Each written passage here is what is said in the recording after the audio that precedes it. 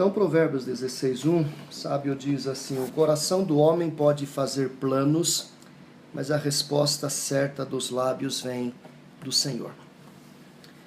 E eu pensei em falar a respeito desse texto, porque estamos começando um novo ano, eu particularmente estou começando hoje, e esse texto nos ensina alguns princípios muito importantes para a nossa vida.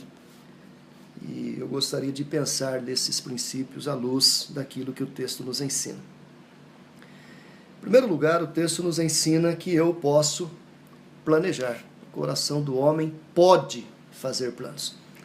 O homem pode se planejar. Na verdade, eu diria, o homem deve se planejar. Planejar sua vida pessoal, sua vida familiar, sua vida profissional, sua vida financeira, sua vida intelectual, seus relacionamentos sociais, principalmente se planejar espiritualmente, a sua vida espiritual. Talvez seja a área que a gente menos dê importância, né, nesse mundo materialista, consumista, ativista, essa correria louca. Às vezes o que a gente menos se preocupa é com a nossa vida espiritual. Ou seja, o que o sábio está ensinando é que a vida tem que ser vivida com responsabilidade.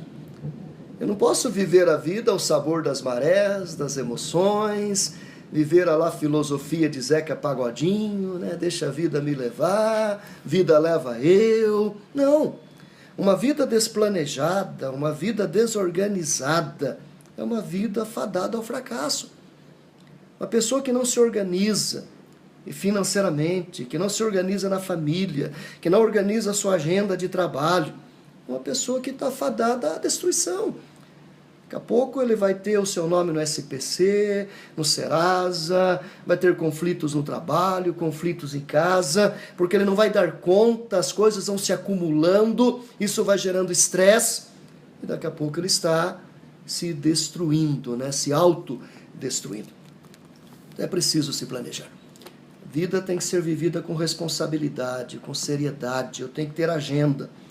Momento para levantar, momento para tomar minhas refeições, momento para cuidar de minhas ações pessoais, ações profissionais, ações familiares. E quanto mais bem organizada é a nossa vida, melhor a gente produz com menos esforço. Estava falando ali no setor de projetos agora, né? E falando, ninguém começa uma casa pelo telhado. Existe um cronograma de obras e esse cronograma segue um planejamento. E esse planejamento tem que seguir etapas, onde uma etapa tem que sobrepor a outra. Eu não posso passar uma coisa na frente da outra. Se ela não for feita de forma planejada, organizada, você não consegue construir nada. Segunda lição que o texto nos ensina é que se o coração do homem pode fazer planos e deve fazê-los, em segundo lugar, eu tenho que ter consciência de que meus planos são falíveis. Os planos são falíveis. A resposta certa dos lábios vem do Senhor. Ou seja, por melhores que sejam os meus planos, por mais bem elaborados que eles sejam, por mais bem estruturados que eles sejam, eles podem não se realizar. Eu sou falível, enquanto ser humano eu sou falível, e meus planos também, por conta da minha falibilidade, são falíveis. O que Deus condena não é o planejamento, o que Deus condena é a arrogância sobre o planejamento. Quando Tiago escreve dizendo, ai de vós que dizeis, amanhã iremos a tal cidade, venderemos e negociaremos e faremos isto e faremos aquilo. O que Deus está condenando não é o se planejar para fazer isso. O que Deus está condenando é a arrogância. Antes devias dizer, se Deus quiser, faremos isto e faremos aquilo.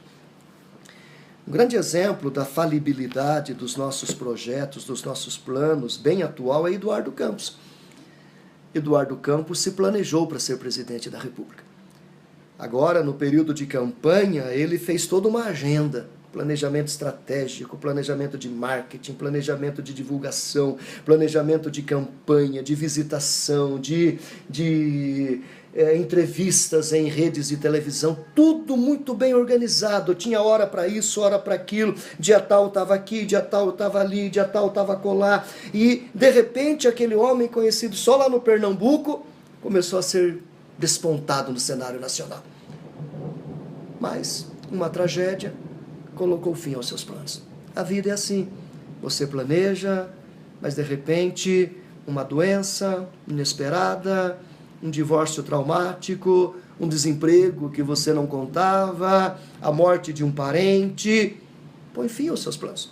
Pode ser um fim temporário e pode ser um fim definitivo. Se eu morrer, é um fim definitivo. Se for apenas um desemprego, uma doença, é um fim temporário e eu depois volto a replanejar novamente. Então eu tenho que ter consciência de que meus planos são falíveis. E então vem a terceira lição. Se eu posso me planejar e devo planejar, se eu tenho que ter consciência da falibilidade dos meus planos, então, em terceiro lugar, é bom planejar em sintonia com a vontade de Deus. O texto diz: o coração do homem pode fazer planos, mas a resposta certa dos lábios vem do Senhor. Então, sábio é aquele que planeja, que se organiza, mas que submete seus planos à soberania de Deus, ao governo de Deus. É aquilo que o salmista diz no Salmo 37, agrada-te do Senhor e Ele satisfará os desejos do teu coração. Entrega o teu caminho ao Senhor, confia nele e o mais tudo Ele fará. O cristão verdadeiro é aquele que é responsável pela sua vida, que tem agenda, que tem sonho, que tem projetos futuros, que tem ideais, mas coloca todos os seus planos e seus sonhos sob o comando, sob a soberania, sob o governo de Deus. E diante do Senhor ele diz: Senhor, aqui está a minha vontade, se for da tua vontade que estas coisas aconteçam. Eu creio que quando nós planejamos a nossa vida, conscientes da nossa limitação e debaixo da bênção de Deus, a gente tem tudo para dar certo. Tem tudo para ser grandemente abençoado e abençoador.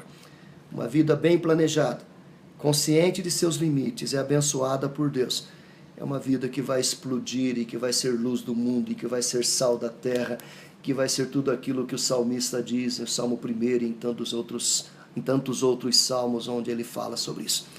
E meu desejo para você, para toda a sua equipe, é que 2015 seja esse ano abençoado, bem planejado, bem organizado, consciente de nossos limites e sob a bênção, governo soberano de Deus. Com certeza no final do ano nós colheremos os frutos abençoados deste viver. Amém. Deus, obrigado pela bênção deste novo dia, obrigado por tua palavra, obrigado pelas lições que ela nos traz à mente, ao coração. Queremos viver a vida, Pai, de forma séria, organizada, responsável, principalmente nossa vida espiritual. Queremos vivê-la conscientes de que somos totalmente limitados, mas também conscientes de que nossa vida está sob o teu comando, sob o teu governo. Cada dia foi escrito e determinado, e queremos viver o teu projeto e não o nosso, os teus sonhos e não os nossos, viver para a tua glória e não para nós. Tires do nosso coração toda arrogância, toda soberba, e dá-nos, ó Deus, a bênção de vivermos com responsabilidade, com temor e tremor, debaixo da égide do governo do Senhor, para a glória do teu nome. Por Cristo Jesus. Amém, Senhor.